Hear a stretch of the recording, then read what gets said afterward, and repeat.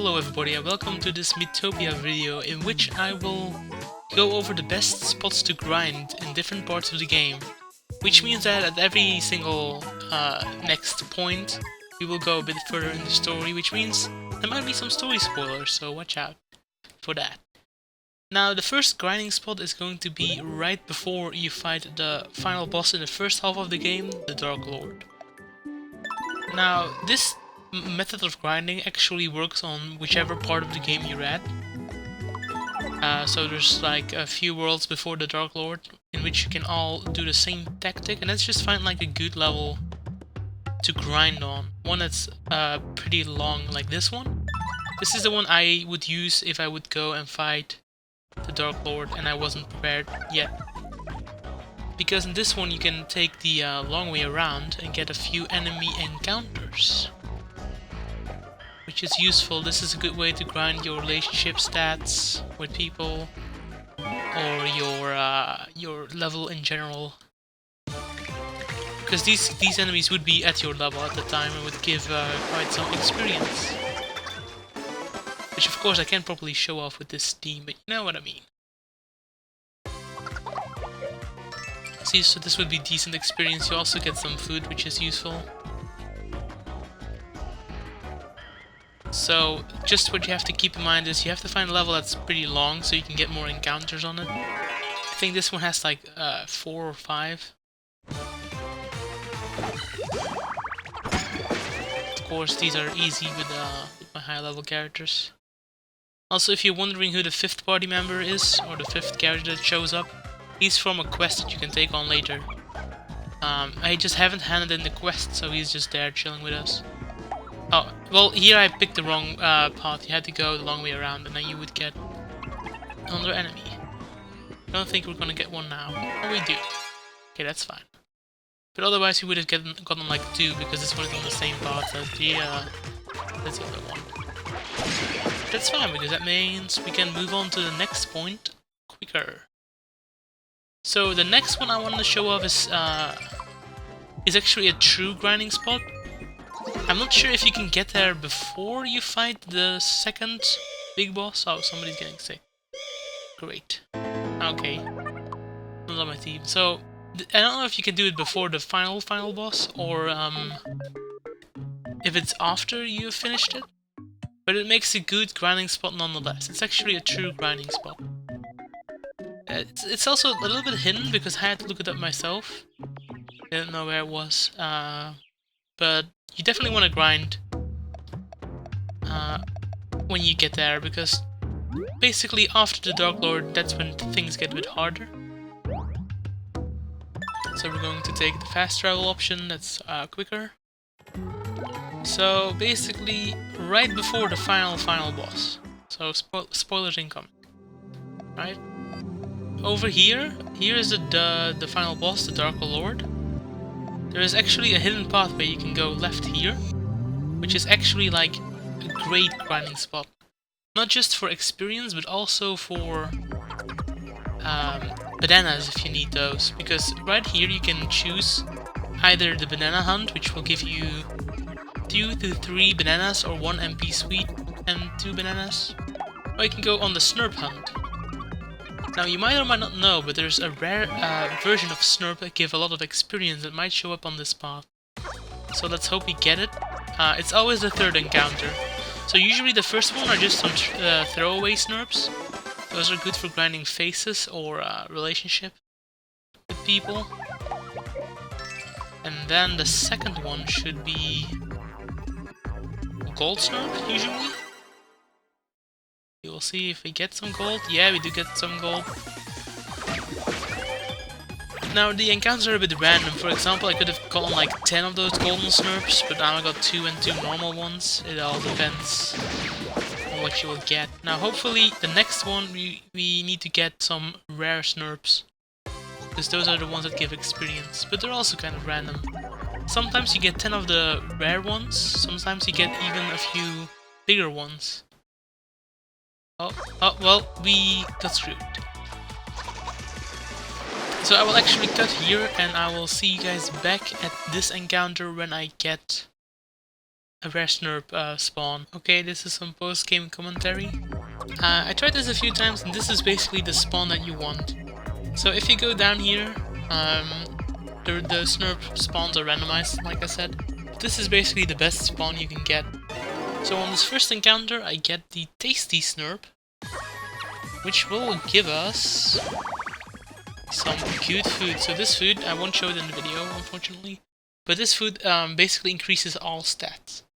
So that is also really nice when you're grinding, especially for newer characters. They can really use this. So as you can see, I got a rare version of that. Really good. So that's the first spawn. It's either normal Snurps or tasty Snurps. Tasty Snurp. On the second one here, I get all of the golden Snurps. So this is the best one for money. Best encounter for money. Or faces, it depends on how you want to look at it. So that gives you a few monies. Not that much, actually. In the video that I made about grinding, you get more. About grinding money. Or farming money, rather. And these are the spawns that you want. So here you have some big, very rare Snurps. And some rare Snurps. Now the problem is they escape, like they run away. So you want to try and kill them as fast as possible. But you don't do much damage to them. That's just how it works. You basically only do 1 damage on each. So the best thing to do is get a lot of AoE attacks if you can. Because those hit all of them for 1. Sometimes you hit for 3, I don't know exactly why. But that's basically the best way to try and get as many of them before they leave. Is by hoping for a lot of AoE attacks. So for example, a thief or a flower is really good at that, because their auto attacks are AoE. And the strength doesn't really matter because you're always going to do 1 damage. So most of them are escaping. But this one I think you'll get. Now you will see us not gain that much experience now because my characters are high level. But at the start it actually does give a lot. I don't know if anyone levels up. Let's see. Yeah, see, we got 2 levels up from that. So that's pretty good. So yeah, back to live commentary. Okay, so now we can go and explain the last grinding spot, which is or the last grinding method actually. So this is for the very end. Like in the post game, there's a very hard dungeon. And if you want to grind for that one, you will have some trouble, or at least it will take a while.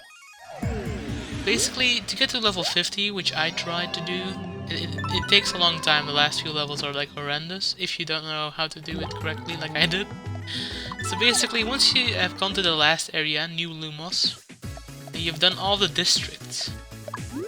I think once per day the bosses respawn and you can take the bosses on again.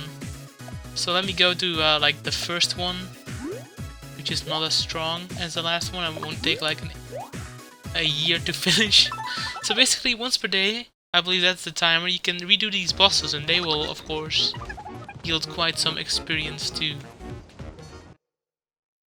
So here we go to the first one. This one shouldn't give us too much experience, but the last one does. So if you are able to take those on, this is actually a good way to grind up your main team for the final battle, the final dungeon of the post game. Now let's try to speed things up with some hyper stuff. It should work really well.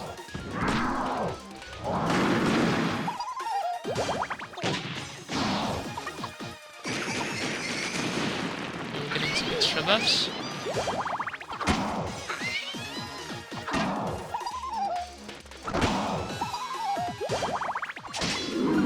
There we go.